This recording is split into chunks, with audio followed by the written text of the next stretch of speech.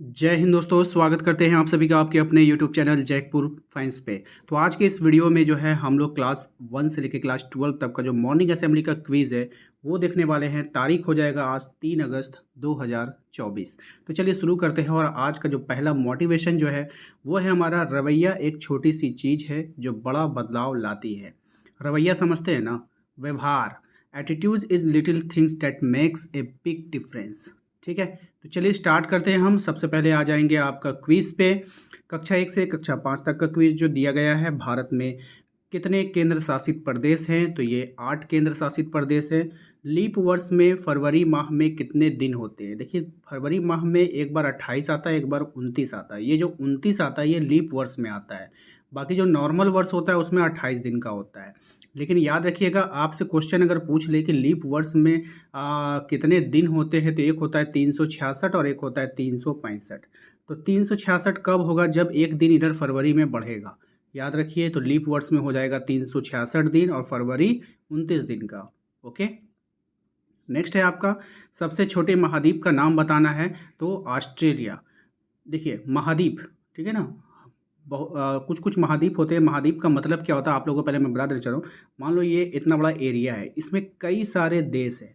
जब कई सारे देश इकट्ठा हो जाते हैं तो वो जो द्वीप होता है, जिस जमीन का भूमि का टुकड़ा होता है जिस पर कई देश मिलकर रहते हैं, तो उसको हम लोग क्या बोलते हैं? महाद्वीप बोलते हैं। ठीक है, बात समझ में आया?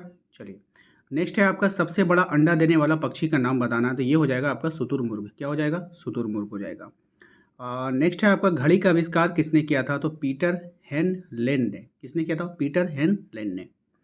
अगला सवाल आते हैं हम लोग क्लास 6 से क्लास 8 तक का जो क्विज है उसको देखेंगे। सबसे छोटी पूर्ण संख्या क्या है? तो 0 है। पूर्ण संख्या का मतलब पूरा हो गया संख्या। जब संख्या बनाया गया था तो उसको 1 से लेकर के 9 तक बनाया गया था। 3 4 5 6 7 8 9 इस तरह से बनाया गया।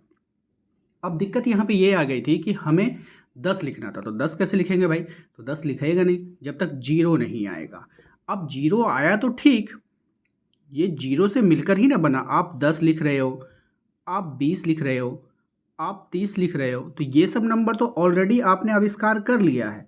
लेकिन भैया 0 आया कहाँ से? तो 0 जो है जब आया तो 0 को हम लोग कहाँ रखें? आगे रखें।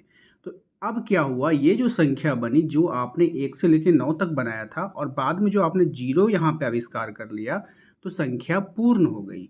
अब हमें आप बताओ कि सबसे छोटी संख्या कौन कहलाएगा? 0, क्योंकि 0 से स्टार्ट हुआ है। बात समझ में आएगी नहीं?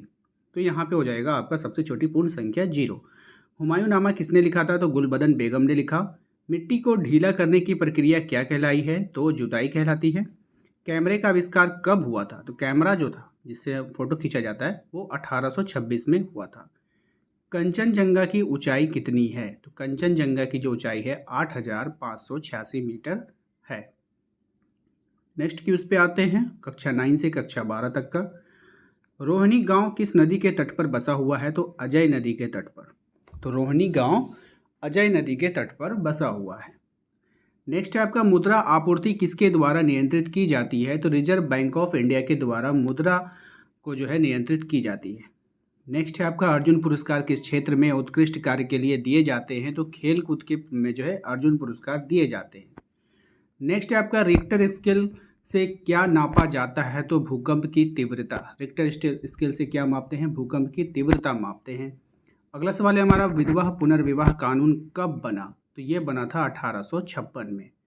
तो आज है आपका 3 अगस्त। 3 अगस्त को क्या है खास? चलिए वो देख लेते हैं। 3 अगस्त राष्ट्रीय तरबूज दिवस के रूप में मनाया जाता है, नेशनल वाटरमेलन डे।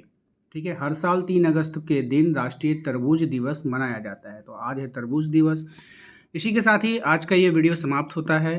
वीडियो अच्छा लगा होगा तो लाइक कर दीजिएगा, चैनल पे पहली बार आए तो सब्सक्राइब कर लीजिएगा, घंटी वाले आइकन को दबा लीजिएगा ताकि आने वाली हर एक वीडियो का नोटिफिकेशन आपके मोबाइल पे जाए। मिलते हैं अगले वीडियो में। Thank you.